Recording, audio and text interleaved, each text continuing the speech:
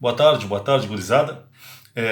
Continuamos tocando nossa PNP, né? E vamos falar na quarta semana, seguindo o cronograma que nós tínhamos determinado, vamos falar das religiões dos povos antigos. Nós estudamos ao longo das três primeiras semanas de aula, né? Os três primeiros encontros, nós analisamos 7 civilizações do mundo antigo, as 7 que tradicionalmente são estudadas no ensino médio, né? O Egito, na verdade a Mesopotâmia, o Egito, os fenícios, os persas, os hebreus, os gregos e os romanos. Foram os 7 povos do mundo antigo que nós analisamos rapidamente, né? E ficamos nessa quarta semana de dar uma olhada na religiosidade desses povos aí. Bom, a religiosidade que na verdade começou a se desenvolver na humanidade já no tempo, já na pré-história, antes da formação das civilizações, os homens já tinham fé, né? Não havia igrejas, mas já havia a crença em algo sobrenatural, né? Na verdade, desde que os Homo sapiens começaram a trabalhar com conceitos abstratos, conceitos de algo que não pode ser visto, desde que os primeiros sapiens começaram a trabalhar com esses conceitos, começou a surgir a ideia de espiritualidade, de fé, de religiosidade, né? No primeiro momento, a religião está associada ao próprio medo que aqueles homens da pré-história tinham do que eles não conseguiam controlar. Medo das tempestades, medo dos trovões, medo do fogo, né? Medo da escuridão. E para buscar conforto ou para tentar explicar essas forças que são maiores do que nós e que nos apavoram até hoje, os homens começaram a criar a ideia da espiritualidade, da religiosidade. Assim, os primeiros deuses lá da pré-história que os Homo sapiens desenvolveram, e só os sapiens tiveram religiosidade dos povos antigos, dos nossos antepassados, só os Homo sapiens desenvolveram a ideia de fé. Australopithecus, os hábiles, os erectos e os neandertais, nós partimos do pressuposto de que eles não tinham capacidade de ter fé, né? Isso surge com os Homo sapiens. Os primeiros deuses que vão surgir já no Paleolítico, lá na Era da Pedra Lascada, lá no início, né? Os primeiros deuses estão muito associados, como eu estava dizendo, a forças da natureza. Então nós vamos ter o deus do sol, o deus da chuva, o deus do trovão, o deus da guerra, o deus da união, o deus dos rios, o deus da seca. Então nós vamos ter deuses que vão estar associados a fenômenos que são maiores do que aqueles homens podiam controlar, né? Isso já no período paleolítico. E inclusive começam a surgir as primeiras formas de culto. Lá no Paleolítico, com os primeiros Homo sapiens, nós começamos a desenvolver as primeiras formas de culto. E começamos a fazer os primeiros sacrifícios. As primeiras formas de religião dos homens são muito associadas à ideia de explicar o que não se conseguia explicar e buscar proteção frente a coisas muito fortes. Então, pediam-se proteção aos deuses quando um bando ia atacar um outro bando, quando um grupo ia atacar um outro grupo. Pedia-se proteção aos deuses quando se precisava atravessar um rio caudaloso. Pedia-se proteção aos deuses quando o alimento estava escasseando. Pedia-se proteção aos deuses quando não estava chovendo, ou quando estava chovendo demais. Inclusive, a partir da descoberta do fogo, ali no final do período, nem é tão final assim, mas lá no Paleolítico ainda não é tão final assim. Os homens descobrem o fogo e aí começa a questão das oferendas usando fogo. A gente vai chamar isso muito, e até hoje tem expressões disso, né? Que é o tal do xamanismo, né? A crença em que alguns desses membros dos bandos possuíam poderes de entrar em contato com os deuses, os xamãs, e em torno do fogo se faziam rituais, que inclusive podiam ser rituais bastante sangrentos, bastante violentos, tanto com a morte de animais quanto com a morte, em geral, de mulheres, né? Em geral de mulheres, e em geral de mulheres antes da primeira menstruação, pela associação da pureza, né, aos deuses, né? A mulher antes da menstruação seria pura e por isso muito comum durante a pré-história e também na Idade Antiga, né, os sacrifícios de crianças, mulheres, aos deuses, né? Dessa estruturação de fé, quando surgem as primeiras civilizações e surge o governo, surge o Estado, as manifestações de fé passam a se misturar com a política. E religião e poder passam a andar juntos. Primeiro povo que nós estudamos foi os povos da Mesopotâmia. Comentamos que havia na Mesopotâmia diversos povos, né, que eram divididos em diversas cidades que brigavam entre si. Como é que era a religião dos povos da Mesopotâmia? Os mesopotâmicos eles eram politeístas, ou seja, acreditavam em vários deuses. Quando comentamos naquele momento no vídeo anterior sobre Mesopotâmia, comentamos inclusive sobre alguns dos deuses principais deles, né? O fato é que os povos da Mesopotâmia eles eram politeístas e misturavam política com religião. Eles diziam, por exemplo, que o rei deles era um representante dos deuses na terra. Num exemplo que nós já comentamos isso, um exemplo de teocracia, que é quando se mistura política com religião. Afinal de contas, o rei, para ser aceito pela sociedade, para que a sociedade aceite que alguém tem que ser rei, essa pessoa que vai ser rei tem que ter algo que as outras pessoas não tenham. Senão ele seria só um comum.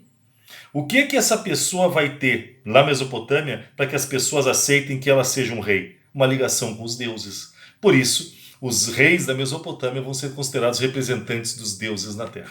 E nos palácios reais, nós vamos ter próximo aos palácios reais da Mesopotâmia, os templos.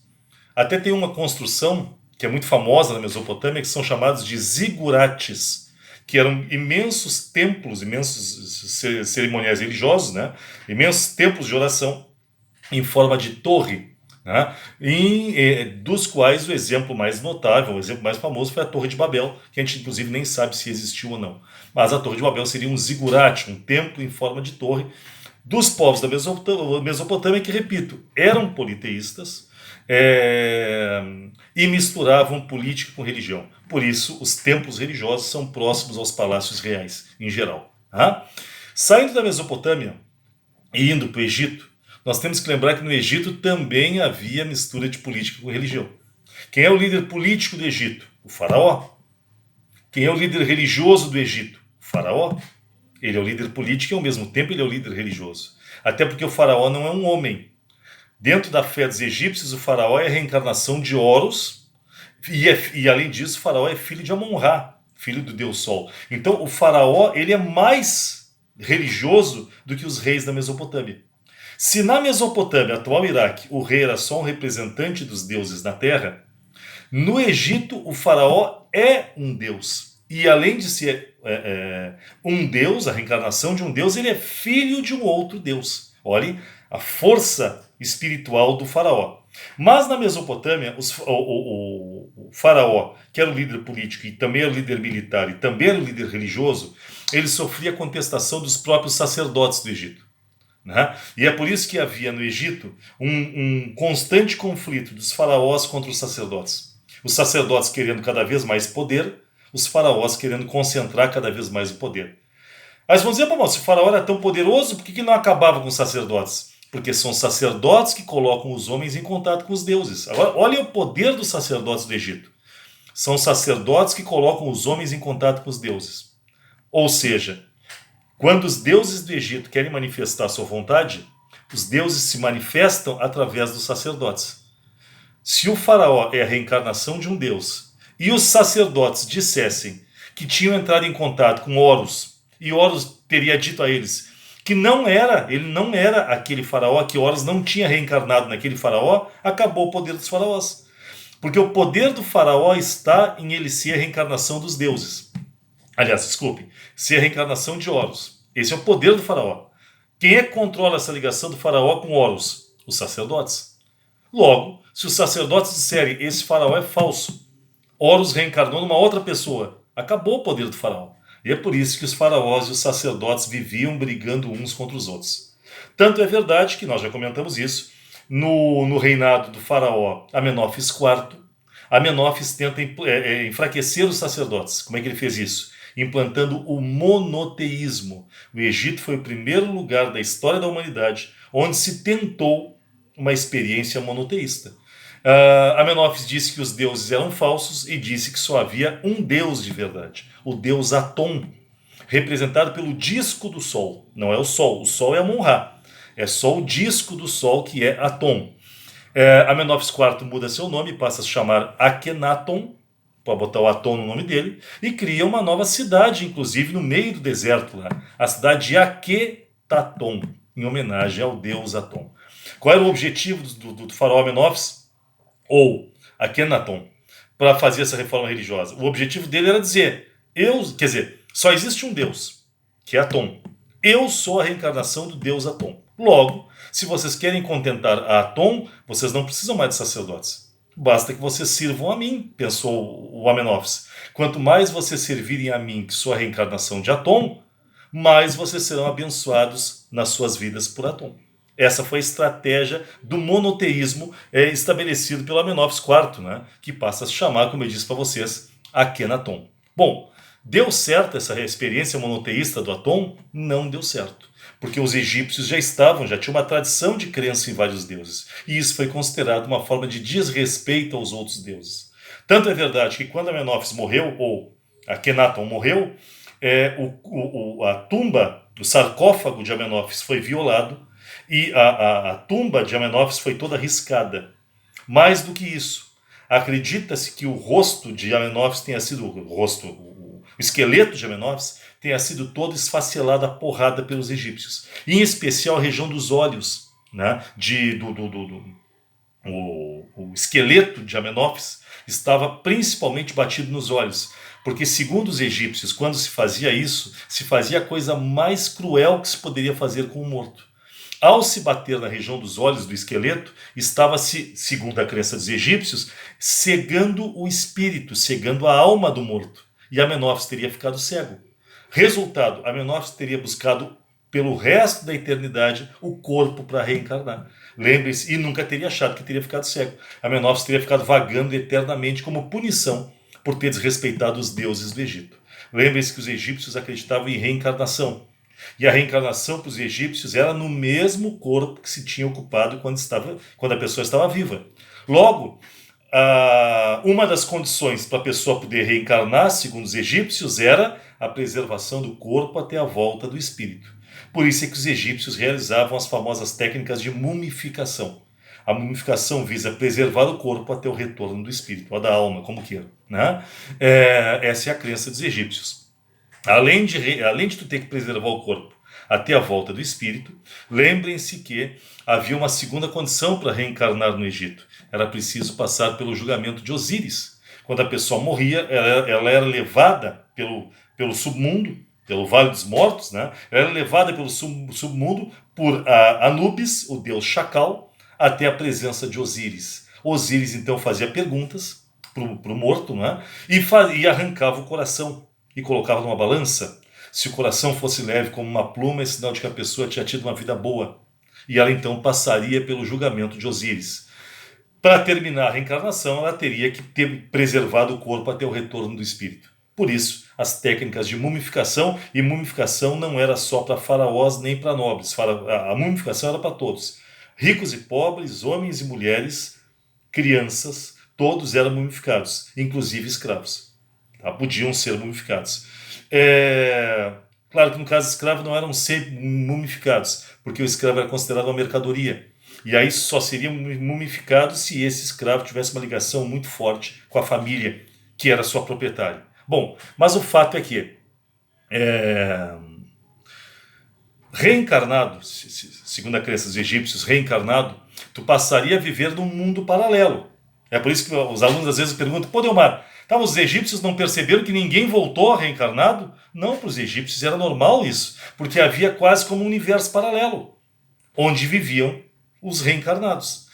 Essa era a crença dos egípcios. É que nem aquela... Tem uma série de séries que trabalham com isso, Strange Things trabalha com isso, Dark trabalha com isso, de que existe um universo paralelo que está acontecendo ao mesmo tempo que o nosso universo está acontecendo aqui. Assim acreditavam os egípcios. E inclusive quando a pessoa reencarnava, ela reencarnava para fazer exatamente o que fazia antes de morrer. É por isso que junto do corpo do morto, no Egito, se colocavam utensílios de trabalho, se colocava comida, se colocava bebida, para que quando o morto reencarnasse, né, na próxima vida, né, num segundo universo, esse morto tivesse as suas condições para continuar trabalhando, exercendo suas funções e para se alimentar. Essa era a crença da civilização do Egito.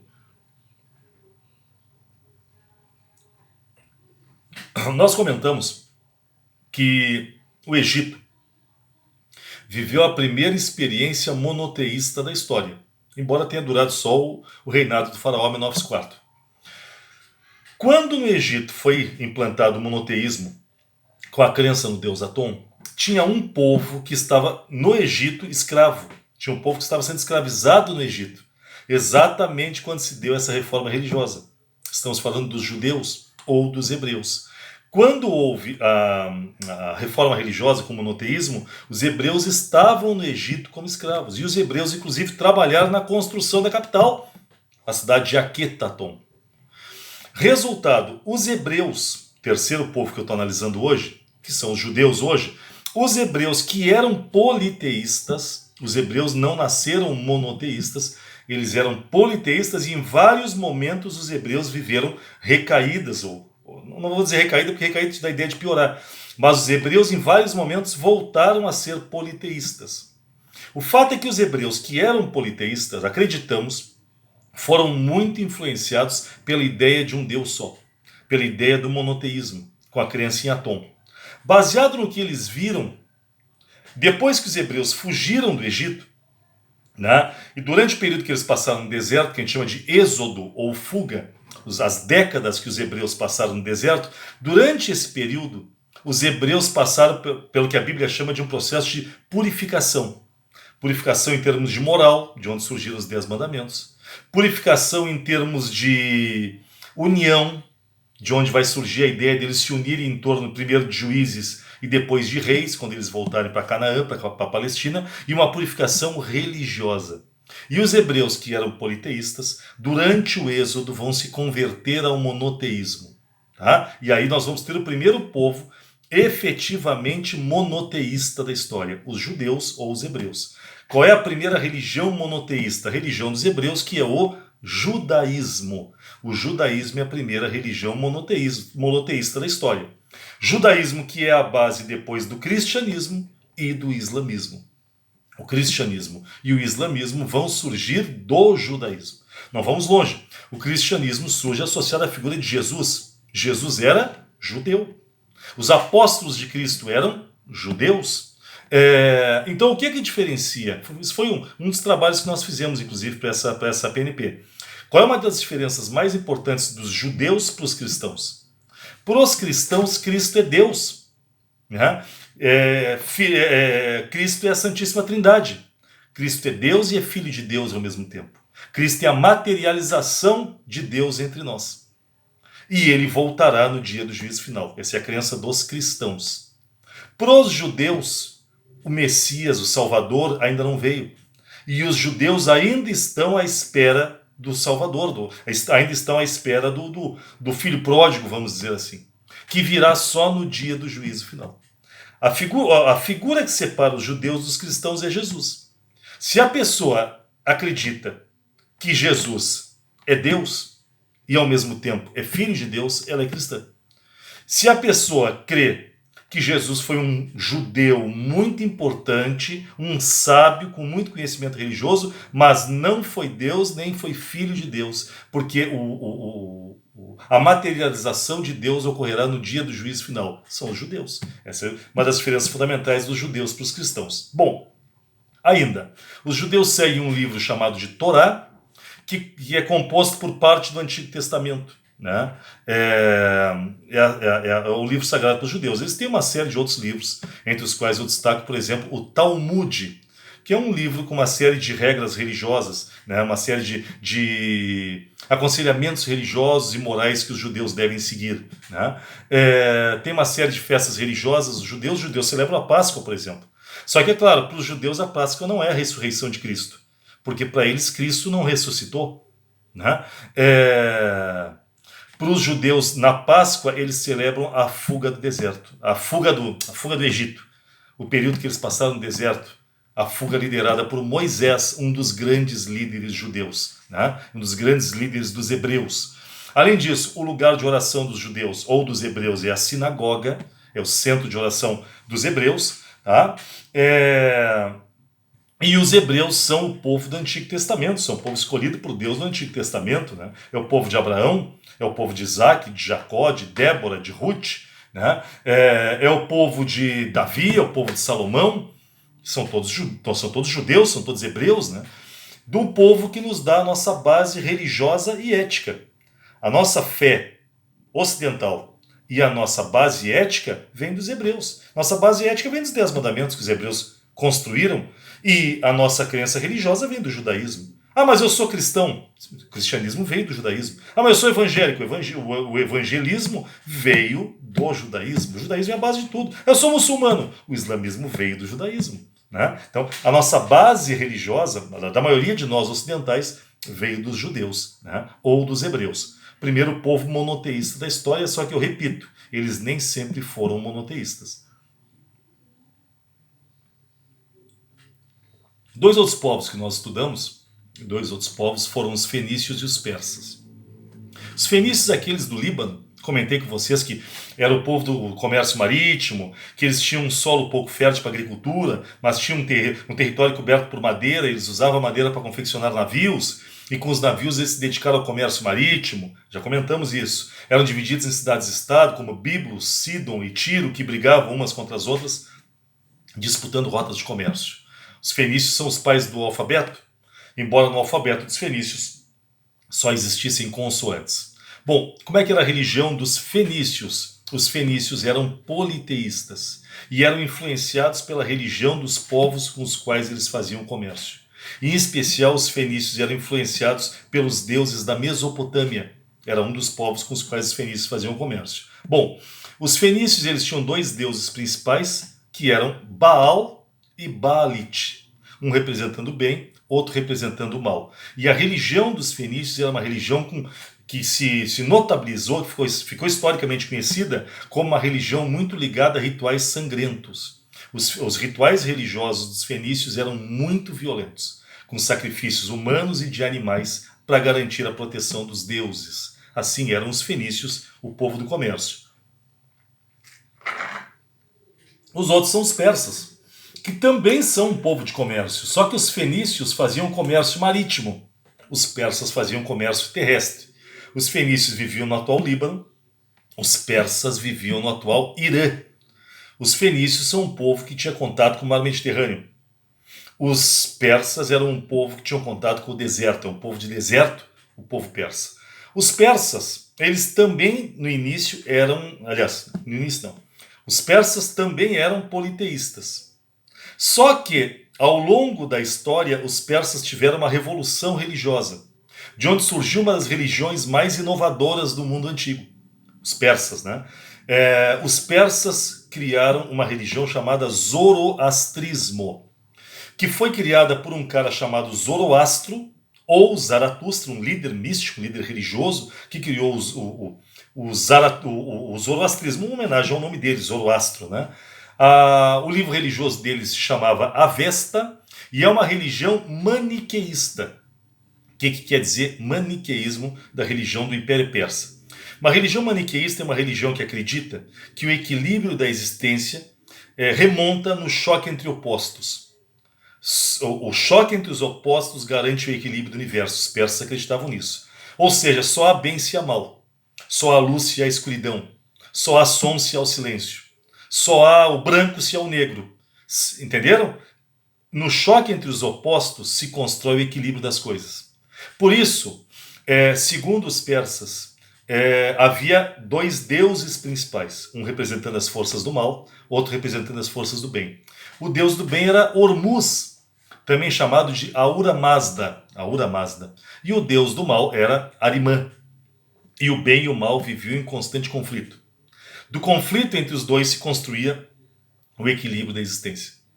Para quem já viu aquela bola que os orientais usam muito como símbolo de equilíbrio, lembram do yin e do yang, que é uma bola cortada assim, um lado de uma cor, outro lado de outra, e aí tem uma bolinha em cada um dos lados. Então, por exemplo, preto e branco, mas no lado branco tem uma bolinha preta, no lado preto é uma bolinha branca. Ou seja,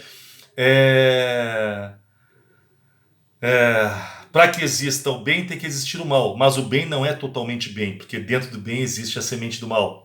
O mal não é totalmente mal, porque dentro do mal existe a semente do bem.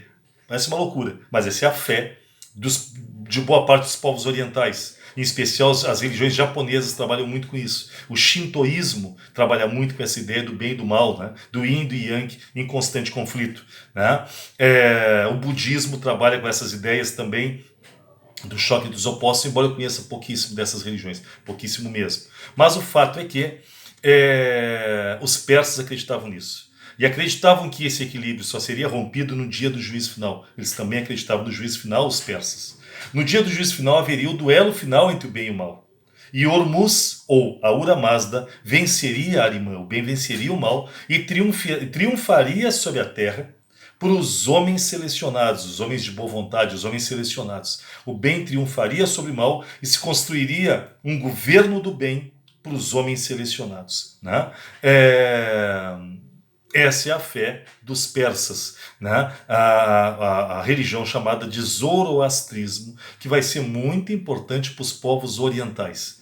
Dessa religião vão surgir uma série de derivações, como o próprio um núcleo religioso chamado de Mazdeísmo, que vai surgir ali, mas para ensino médio nos basta lembrar dessa religião principal dos persas, que era o Zoroastrismo. Falamos rapidamente da Mesopotâmia, falamos do Egito, falamos dos fenícios, falamos dos persas, falamos dos hebreus. Faltam os dois grandes, né? Se vamos falar de gregos, temos que lembrar que os gregos eram politeístas, e temos que lembrar que os gregos eram antropocêntricos, o homem como centro de todas as coisas. Os gregos são o povo da filosofia, do teatro, das esculturas, é o povo das arquiteturas, é o povo da oratória, é o povo da matemática, da física, é o povo da história. O pai da medicina era grego, o pai da história é grego, e aí vai. Os gregos são os pais do conhecimento.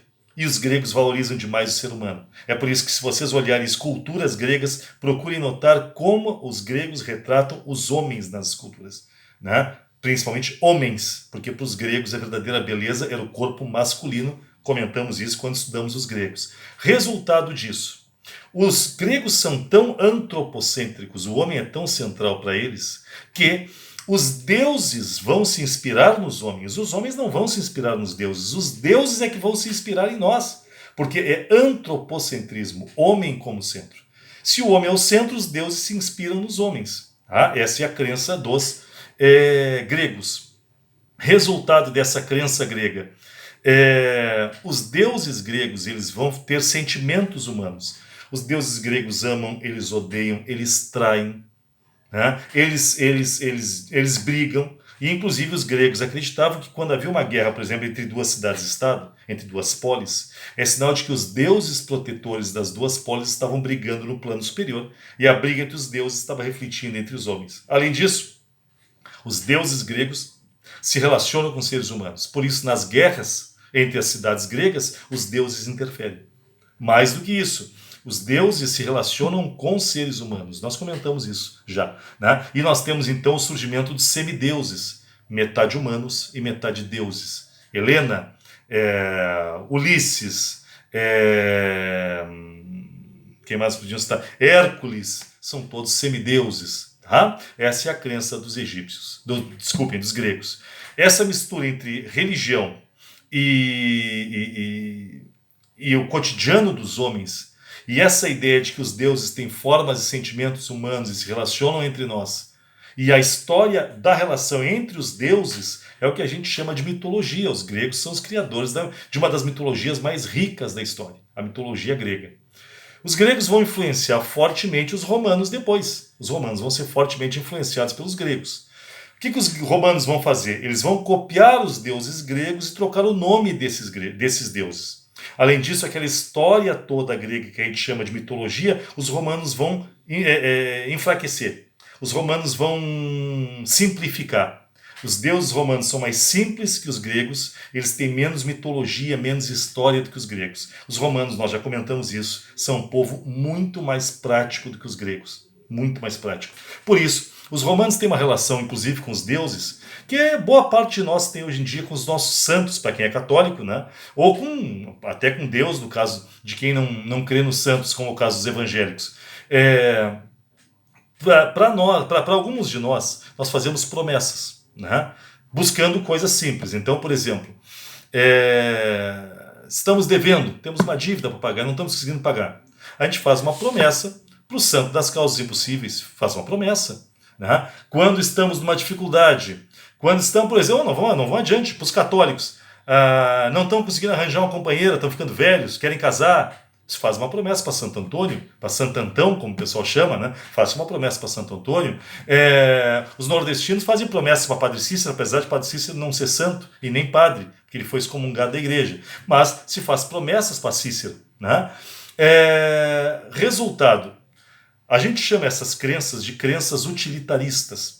Quando as pessoas buscam, através dos santos, ou de Deus, ou dos deuses, resolver coisas do seu dia a dia, passar uma prova, conseguir entender a PNP de história, se livrar de uma dívida, arranjar um namorado, né? A gente faz promessas. E isso é uma crença utilitarista, ou seja, nós acreditamos, mas acreditamos buscando uma utilidade em nós acreditarmos. Hoje em dia, por exemplo, tem uma série de religiões onde a pessoa entra e qual é o argumento do líder religioso dessa religião? Se tudo há tanto, tu vai receber tanto em troca. Isso é uma crença utilitarista. Tu estás ali menos pela fé e mais pela crença de que aquilo vai te trazer recompensas. Eu sei que eu estou entrando numa seara muito perigosa, tá? Mas o objetivo da minha aula, vocês estão carecas de saber disso, nunca é agredir ninguém e esse não é um direito que eu tenho. Né? Agora nós temos a obrigação de, numa aula de história, refletirmos sobre as coisas. É que nem esses dias, eu não me lembro qual era o jogo que eu estava vendo, que o jogador fez um gol e a câmera focou ele bem de perto e ele saiu dizendo, ele apontou para os céus, né? E saiu dizendo, tu és fiel, tu és fiel. Ou seja, é como se Deus precisasse comprovar para a pessoa a sua existência. A pessoa diz que é crente, mas Deus tem que estar sempre comprovando sua existência. Né? E aí nós estamos sempre lembrando, me dá o gol que aí eu vou ver que tu é fiel. Deixa eu fazer um bom contrato que eu vou ver que tu é fiel. Né? Então, isso é a ideia do utilitarismo. Os romanos tinham muito essa crença. Os romanos tinham uma fé muito utilitarista. Então os romanos, eles rezavam para o Deus da guerra, faziam oferendas para os deuses da guerra, desde que o Deus da guerra garantisse a vitória. Senão eles puniam o Deus. Mas como é que vai se punir um Deus? Simples, não dando mais oferenda para eles, escondendo a estátua, né? Enterrando parte da estátua. Mas que barbaridade! Pessoal, até hoje se faz isso. Tem gente que bota a imagem do santo na geladeira, no freezer, para punir o santo, porque o santo não está conseguindo atender a ela. Tem outros que dizem que se tu não doar o dinheiro para a igreja, tu não vai receber as benesses de Deus, e nós acreditamos nisso até hoje. Então, os romanos tinham essa crença bem mais utilitarista da fé. Temos que lembrar ainda que quando Roma já é um império, nós vamos ter então a figura de Jesus. E nós temos o surgimento do cristianismo, a crença em Jesus, como um Deus, né? E como filho de Deus. O cristianismo surge durante o Império Romano. E Roma, que era politeísta, vai se converter ao monoteísmo, como os judeus já tinham feito antes. Então, Roma vai se converter do politeísmo ao monoteísmo. E aí tem detalhe. No início, quem vai se converter são os pobres, os excluídos. Com o tempo, os imperadores também passam a se converter ao cristianismo. Menos por fé. E mais porque perceberam que como a população mais pobre era cristã, para eles serem respeitados pela maioria da população, eles também teriam que virar cristãos. E, inclusive, os imperadores, então, passam a construir uma igreja para juntar o Império Romano com essa religião dos pobres. E aí surge a Igreja Católica, uma religião que já nasce misturando política com religião. Uma religião, uma igreja criada pelo Império Romano. Tá? E que depois vai se tornar mais poderosa do que o próprio Império Romano, tanto que Roma cai e a Igreja Católica se fortalece e continua existindo até hoje como uma das principais, se não a principal religião monoteísta do mundo. Tá? Fato é que, quando estudamos Roma, temos que lembrar, politeístas no início, durante o Império se convertem ao monoteísmo com o surgimento do cristianismo. No final do Império, os imperadores também se convertem ao cristianismo. E Roma se torna um império cristão com uma igreja, a Igreja Católica. Tá? Espero ter dado para vocês, ao longo desse rápido vídeo, tem 35 minutos, até aqui 34 e pouco, um panorama geral de todas as religiões, ou alguns toques das principais religiões das 7 civilizações que a gente estuda no mundo antigo. Vou colocar agora ali no nosso Moodle, no nosso Ava, um texto base para isso, como eu sempre faço, figuras associadas a isso, imagens associadas a isso, Vou colocar um material complementar para quem quiser e vou colocar ainda a tarefa dessa quarta semana, tá? Um abraço a todos, até mais.